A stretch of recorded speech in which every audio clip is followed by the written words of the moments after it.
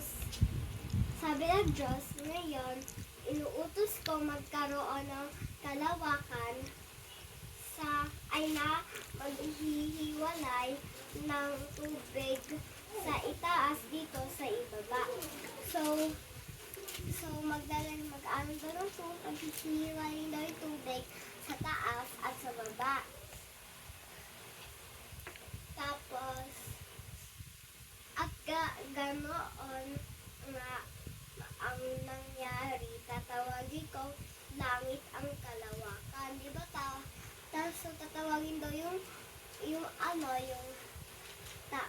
ba taas, di ba langit yun?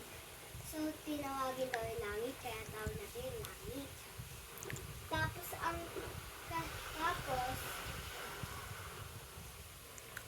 sabi ng Diyos, lumipas ang gabi at ang paghapon, iyon ang ikalawang araw.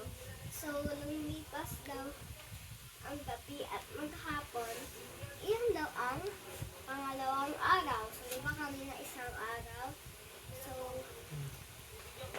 di ba isang araw, yung hiniwalay yung yung liwanag at yung dilim. So ito naman, so yung kalawang araw, di ba so sa kalawang araw daw, hiwalayin daw yung tubig sa ibaba at tubig sa itaas.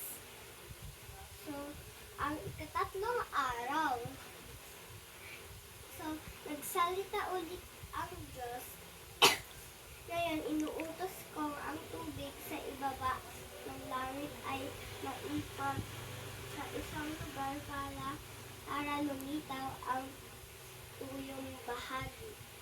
So, ganon nga ang nangyari. So, ang nangyari daw, inutos daw ng Diyos na sa ibaba ng langit may maipon sa isang lugar para lumitaw ang tuyong bahagi. Tapos,